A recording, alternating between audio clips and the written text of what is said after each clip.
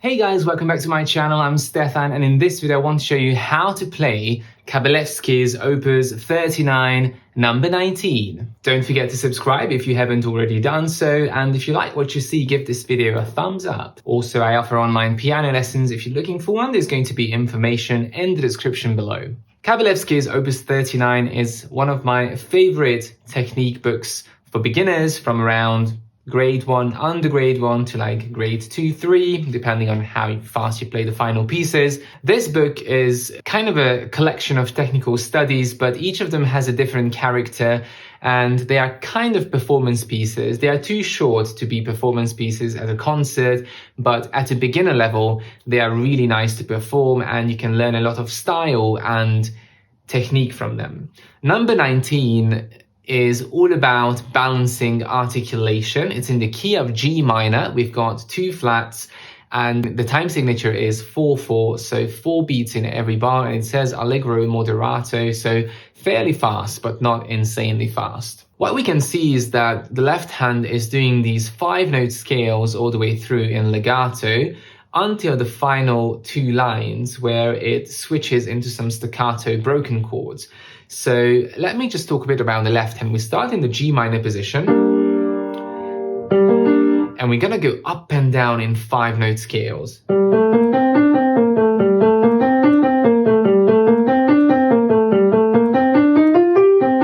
And here we change into a C minor scale. Now, the key thing when you play these scales is to keep them very smooth, very fluid, and do not change the speed or put any breaks in anywhere. The hand has to do some wrist circles because we go up and down, so a nice horizontal motion in the arm is going to lead the melody. And keep the fingers nice and curved, the hand raised, and very gentle playing, no tension building up anywhere. In bar 4, the G minor scale goes up to the top, and here we switch to the treble clef and we play the C minor scale.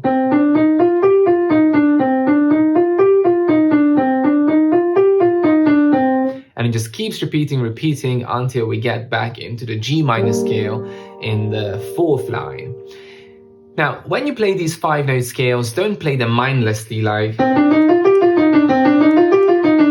some gumball machine or something like that. Still think about the melody. Try to enjoy that scale going up and down. You can even do a little bit of crescendo on the way up and a diminuendo on the way down.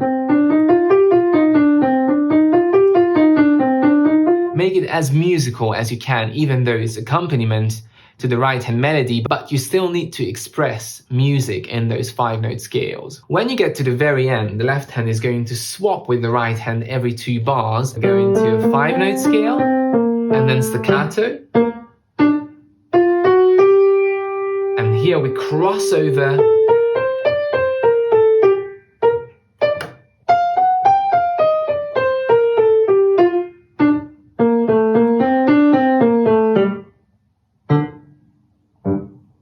and we finish on the low G. So the last line is quite challenging, not just because of the articulation, but we've got a few difficult thumb crossings and some chromatic motion, F, F sharp, G, and scales going up and down. So lots of separate hands practice for the last 2 lines. The first 4 lines are quite easy, it's just a 5-note scale, but it does change in the end, and coordinating the 2 hands is going to be quite difficult. Right hand is again rooted in the G minor position, a broken chord, and we're going to play the note staccato, so 1 and 2 and 3 and 4 and 1 and 2 and crossing over, 3 and 4 and 1 and legato, staccato, and the pattern starts again.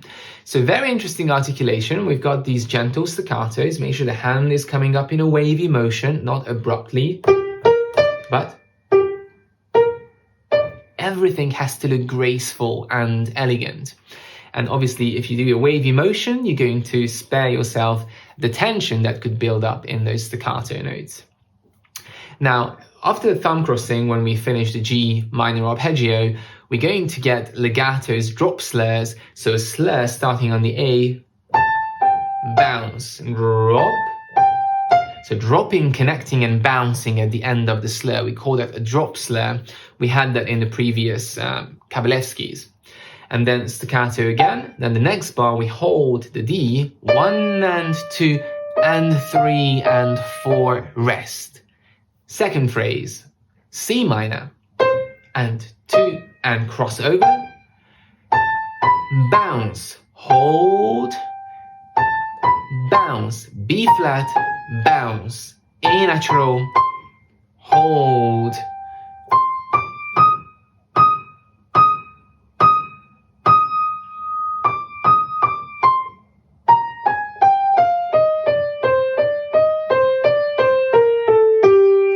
Back into the G minor position.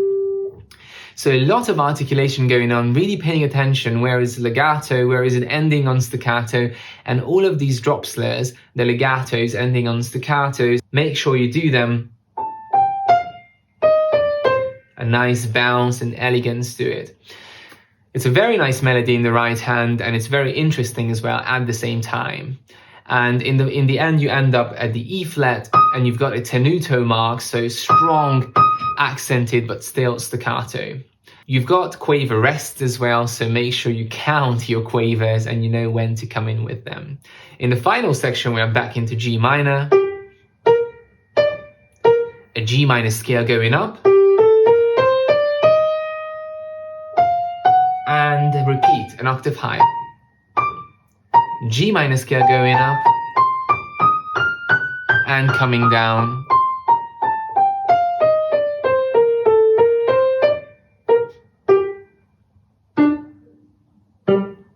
And finishing off. So lots of scales. It's kind of a scale and broken chord or arpeggio exercise spiced up with articulation. Now, putting it together is the biggest challenge. In the first section, it's fairly easy. The left hand is doing the legatos, the right hand is bouncing up every beat.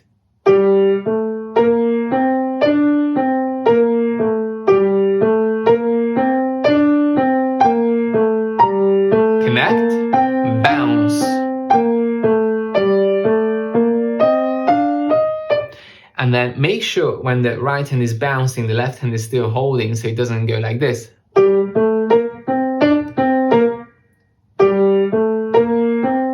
And you don't hold down the right hand. But it's really practicing that coordination between the two hands is really going to help. When you get into the scales part in the very end, in the last two lines, you really have to look at the direction because there's some contrary motion stuff going on as well.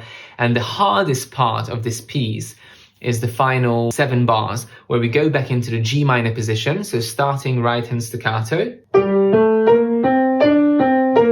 And now they swap. Right hand is legato, left hand is staccato. Now a crossover. Left hand takes on the staccatos. Legato and coming down the scale. Left hand staccato. Legato together. Right hand staccato. Very, very tricky because the hand wants to follow legato, but they keep swapping and it's really going to throw you off. So really slow down at those bars in the end. Well, have fun with this piece, and if you have any questions, leave them in the comments. If you want to sign up to this course, you can do it on my blog, pianotips.com. It's a free course, but all that means is that you'll see all the pieces in Kabalevsky's Opus 39, and you can take the ones that you have done and see your progress. See you soon.